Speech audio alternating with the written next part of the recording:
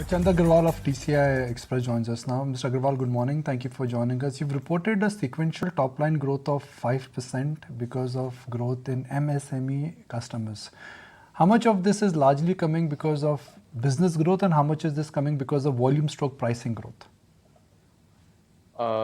The volume growth would be approximately about almost 3%, and the pricing growth would be about almost 2%. So I think in general, the market has been very subdued. The business has been very subdued.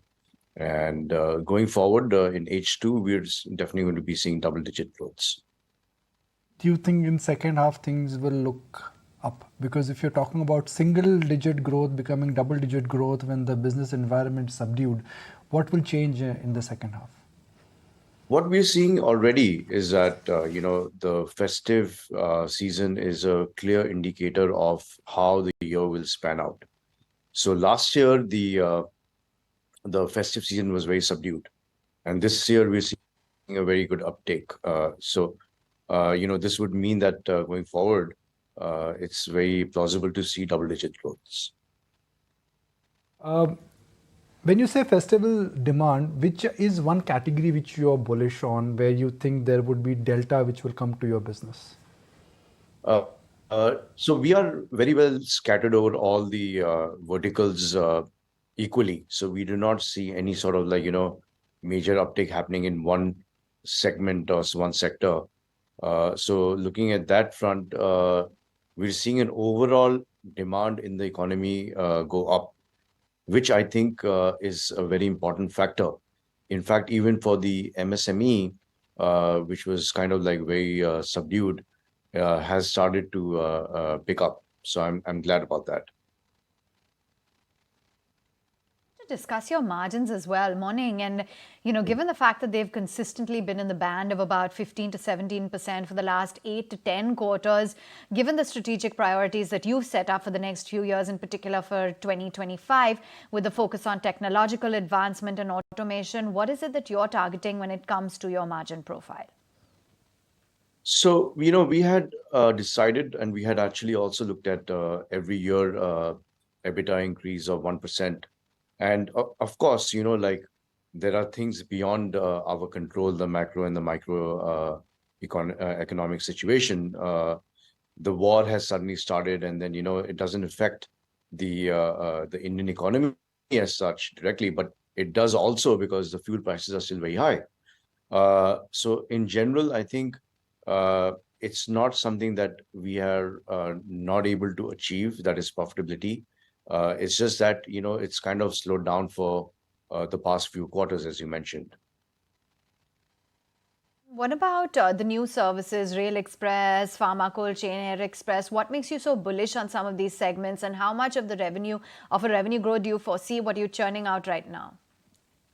So these new services are again asset light. They are not very capital intensive. So looking at that from that angle, we already have the branches set up. So this will be a good push to the existing business, and we're already seeing that is having a higher growth than the regular businesses also because of the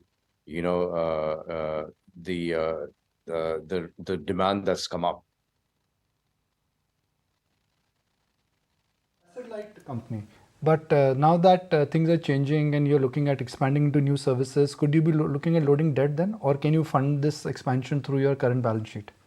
So definitely not debt at this point. We don't require. We're quite cash rich. And I think we will be doing it through internal accruals.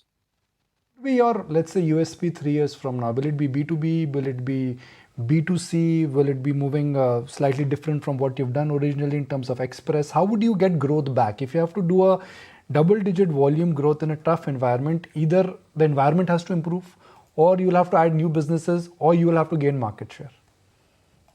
So in logistics is very different. To gain market share, it would mean that you would have to give up your profitability.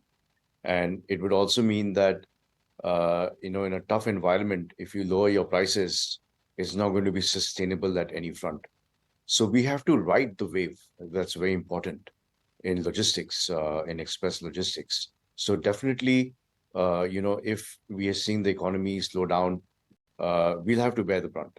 Same way, if the economy is picking up, we will ride on that wave. Uh, competition from new players is intensifying, and I'm using, let's say, delivery as an example. From B2B, they are moving into B2C. They are also doing C2C now, if I may use that terminology. I don't have the right terminology in the logistics category, but C2C, customer to customer. How do you see the advent of some of the startup companies impacting your business and your brand, or perhaps your growth? Startup companies only copy and paste. So they think they can do it better because they have better, they have better funding. But on the ground, things are very different. And to really get what companies are, doing, uh, like companies which are well established, what they're doing, and to have profitability, I think it's a very different business altogether. So I'm not really enamored by their so-called cut, copy, paste model.